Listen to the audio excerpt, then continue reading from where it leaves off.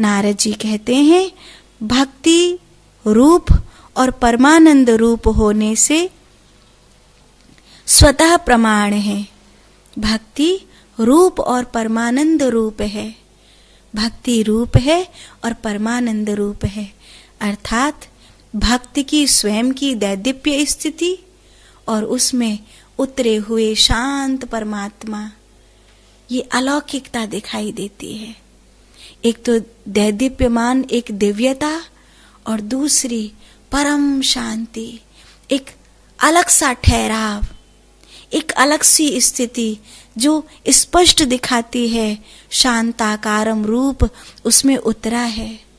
शांताकारम भुजगशयनम पद्मनाभम सुरेशम विश्वाधारम गगन सदृशम मेघवर्णा शुभांगम लक्ष्मीकांतम कमलनयनम योग विद्यानगम्यम वंदे विष्णुम भवभयहरम सर्वलोकैकनाथम। वो दिखाई देगा। फिर वहाँ शांति शांति शांति ऐसा कहना नहीं पड़ेगा, वहाँ शांति स्वतः ही उतरेगी, वहाँ शांति स्वयं ही होगी। हमें तो हजारों बार कहना पड़ता ओम शांति ओम शांति ओम शांति, फिर भी भीतर से ऐसा लगता है जैसे बाहर से ओम शांति करते करते शांत तो है, पर भीतर का जो उद्वेग है वो कहीं ठहरा हुआ नहीं है, वो कहीं शांत नहीं है। मन जब तक शांत नहीं होगा तब तक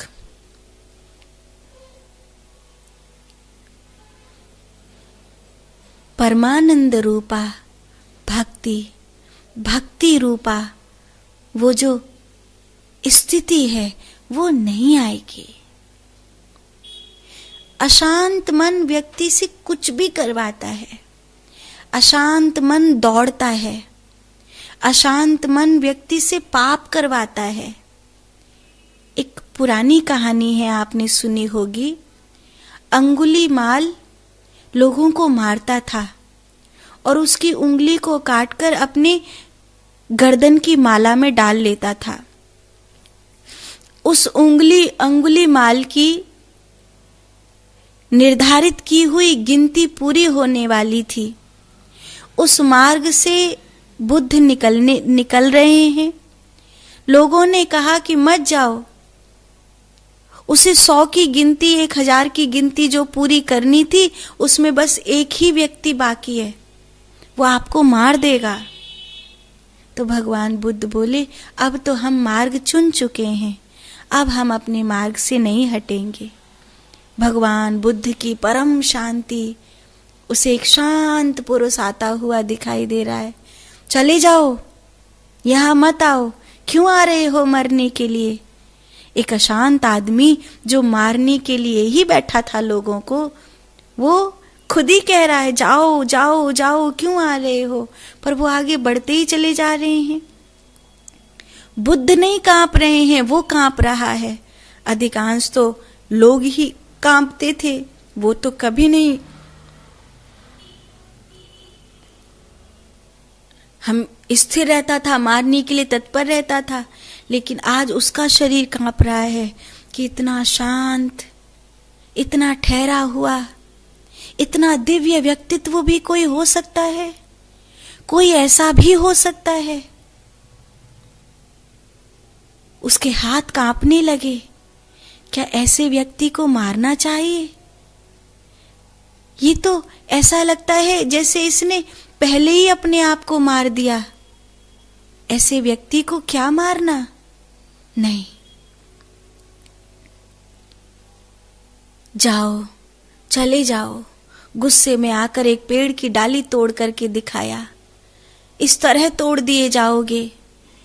भगवान बुद्ध कहते हैं तोड़ तो कोई भी सकता है, क्या अब इस डाली को वापस इस पेड़ से जोड़ सकते हो?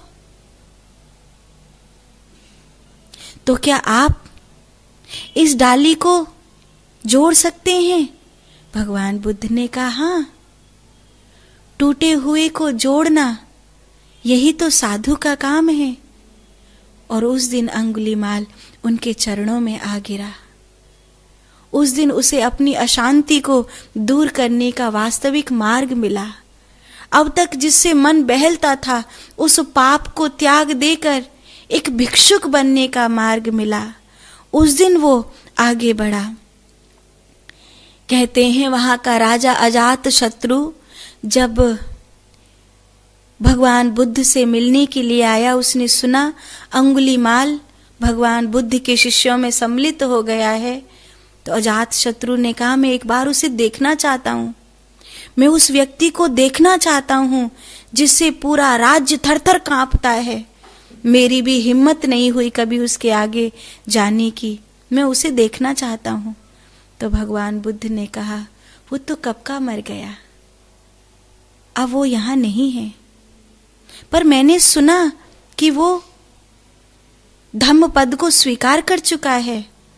तो भगवान बुद्ध ने कहा जिसने धम्म पद को स्वीकार किया है वो डाकू अंगुलीमाल नहीं है, वो भक्त अंगुलीमाल है, वो कृपा पात्र अंगुलीमाल है, वो डाकू नहीं है। वो वहां बैठा है। एक क्षण तो उसे देखते ही अजात शत्रु के तलवार पे हाथ गया। एक क्षण भय के मारे कांप गया कलेजा कि ये वही आदमी है।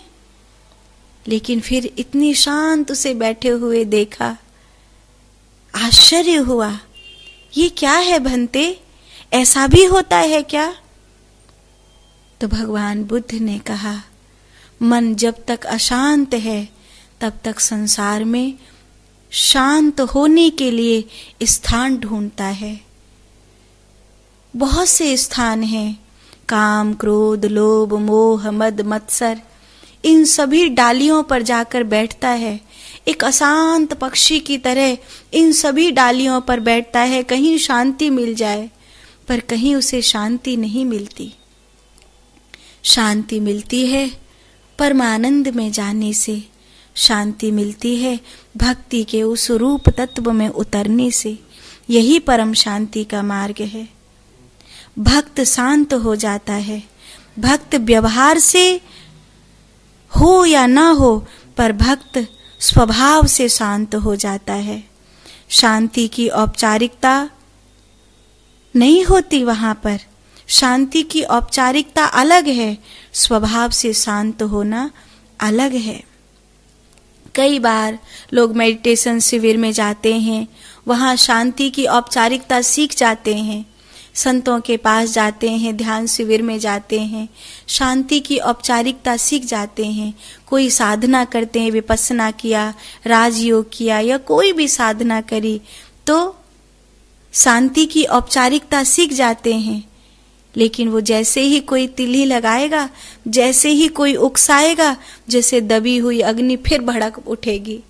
जैसे ऊपर ऊपर से यज्ञ की अग्नि ठंडी सी पड़ती दिखाई दे रही थी, लेकिन बस उस सुलगती हुई हल्की सी चिंगारी में किसी ने थोड़ा सा कपूर डाला और फूंक मारी और भभक के आंच फिर से जग जाती है।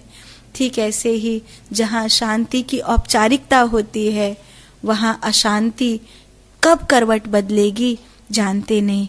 इसलिए भक्त औपचारिकता से शांत नहीं होता, भक्त स्वभाव से शांत होता है। व्यवहारिक शांति और स्वाभाविक शांति दोनों के अंतर को समझना। जब शांति उतरती है तो कोई लहर नहीं उठती चित्त में, द्वंद्व समाप्त हो जाते हैं उस जीव के, परमानंद उतर आता है उसके आत्मा में। आनंद शब्द के लिए कोई दूसरा शब्द नहीं है, क्योंकि इसमें सुख दुख दोनों का अभाव हो जाता है। इसलिए नारद जी ने अपने सूत्र में आनंद को परमानंद कह करके संबोधित किया। उन्होंने सुख नहीं कहा, उन्होंने कहा वो आनंद है, वो परमानंद है।